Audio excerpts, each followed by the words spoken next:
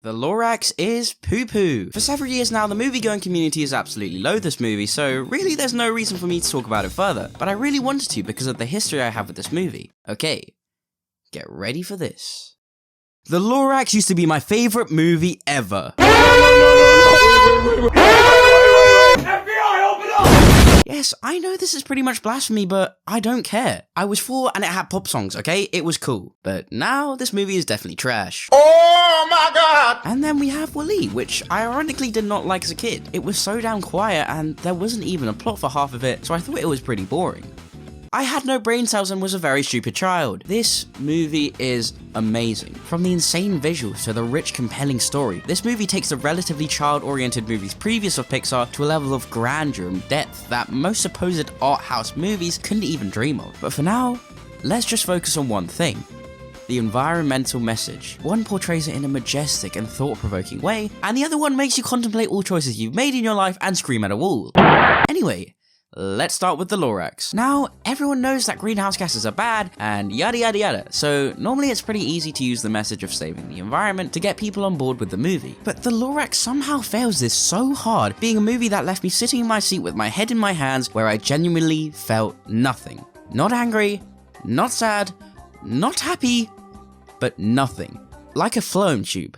Empty. That was a biology reference. Stay in school, kids. It helps you make better jokes in YouTube videos. We don't care. But why, might you ask? Well, firstly, all the characters have the IQ of Peter Griffin. Ted is your typical generic white male whose motivation switches more drastically than a squirrel on illegal substances. At first, he wants to save the environment because blood is horny for Taylor Swift. So you're probably expecting that Ted will learn to put aside his selfish desires in order to help the environment. But nope. Instead, the Onceler just tells him his life story, and now for some reason he's decided to put himself literally in danger of being arrested and killed for it. Hey yo, what the fuck? Why would the Onceler's story really impact Ted? He just wants to have some love playtime with Taylor Swift, bro. Like, it makes no sense that his motivation would change this quickly. And it's not like Ted has any meaningful opposition to overcome because the town are equally as dumb as him. Literally, the first scene in the entire movie is them screaming about how much they love Sneedville, so why on God's green earth do they suddenly turn on Mr. O'Hare? No one even tried to convince them. What, did you just forget? Please, somebody tell me because I don't know. Mr. O'Hare is also an incredibly boring character. I mean, he's not funny, he's not intimidating, and he's not a realistic depiction of business corporations ruining the environment for financial gain, so his purpose in the story is literally just to be the butt of the joke, which is never funny. Also, I am called Mr. O'Hare at school, so it gives me PTSD flashbacks to being bullied.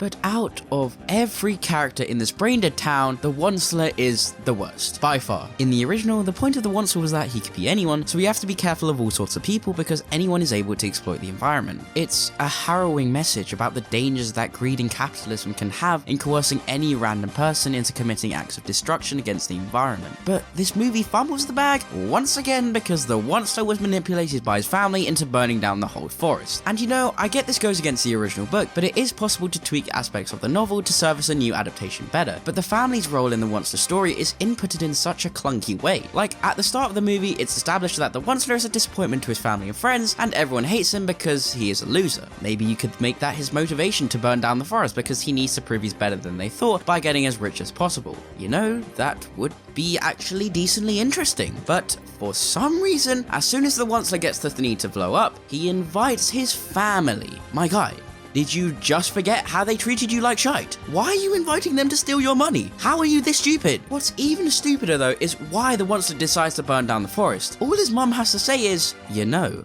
we would work faster if we burned down all the trees.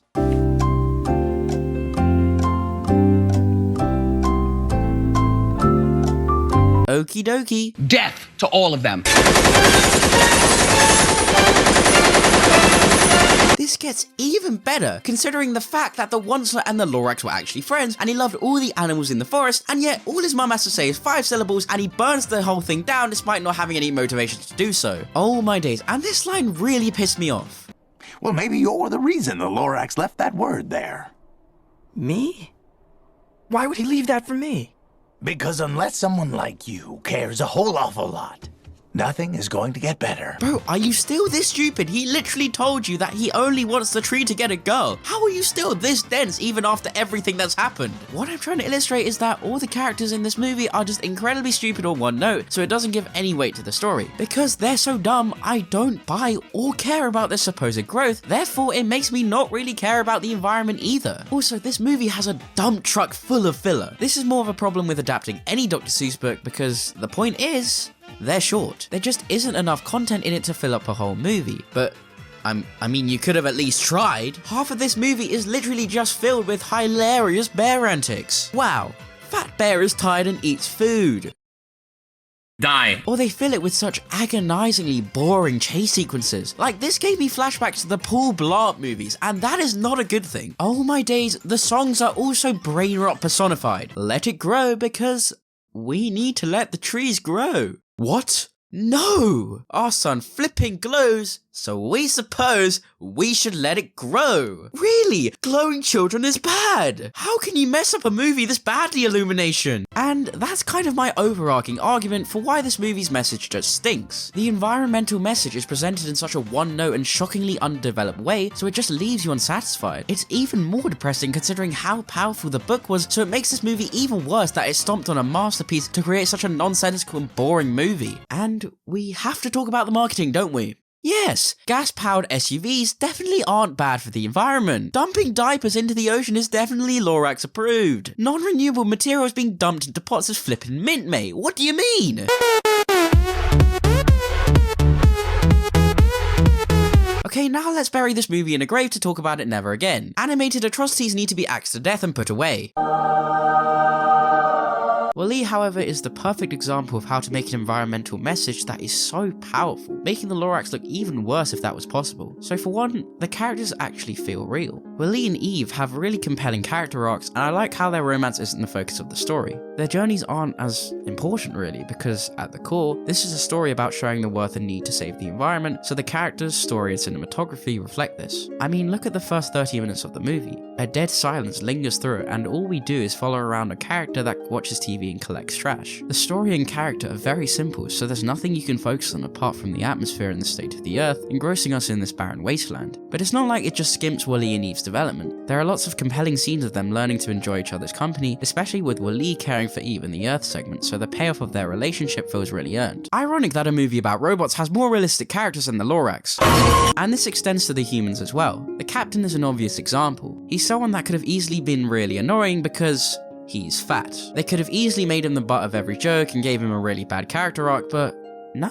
As soon as we meet him, it's easy to see his frustration and boredom with life, so when he learns about the joys of Earth, it makes perfect sense why he would want to return back. Another thing this movie does great is how it balances each location. Now, obviously, a lot of people say that the first act on Earth is so much better than the space stuff, but I wholeheartedly disagree. The Axion segments has some breathtaking scenes, most notably WALL-E and Eve's glide through space, but also it perfectly establishes the contrast between the two worlds. Spending so much time in each location helps us to truly understand why we need to protect the Earth, because life in its current state on the planet is uninhabitable and revolting, but life on the Axion is superficial. People here aren't really living, just mindlessly walking through life before they die. It offers a simultaneously depressing and hopeful statement on humanity's need for connection with nature and what would happen if it went away. And realistically, who expected this? Darn it all, we're gonna have to cancel Operation Recolonize, so just stay the course.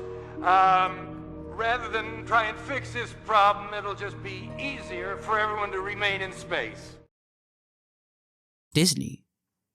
The most corporate-loving company on the planet, chastising consumerism and greed. I mean, the movie's climax is literally about a bunch of people rising against a corrupt government to fight for what is right. And of all companies, this came from Disney. Clearly, they did not take the message of this movie on board, but it just amplifies the effect of the movie as it came from them. Clearly, there are still people who want to make a difference in this industry and hold the morals and values that we were brought up on. And lastly, I want to compare the ending sequences. In the Lorax, everybody's celebrating because we defeated the only bad guy, who has about 3 scenes, and now we're all engrossing in a generic pop song because why not? Do we feel like we need to plant more trees to help the environment? No! Do we feel like we have the responsibility to protect it from people like Mr. O'Hare? No! It's okay because we'll boot them out of town like we always do.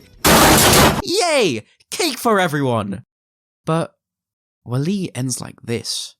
No sudden emergencies of forests. No songs. Just people ogling over one tiny sapling. The situation is still dire, but there's one glimmer of hope. Knowing that as long as there's one tree, someone has the ability to make this decaying world better. And that's the difference. WALL-E creates a bold story that showed us the dangerous impacts of capitalism and greed. It gave us a depressing look on what life without the earth looks like. It perfectly balances tone between hopeful and sad, and it ends in a way that instills people a reason and desire to help the environment. The Lorax in comparison just makes you feel nothing. The characters are dumb, the conflicts they encounter are so cliche, and there's little in this movie that makes you feel any emotion about the worth of the environment. So please, no one ever watch this movie and just watch WALL-E. A masterclass in powerful messaging, and a genuine love letter to the world we live on.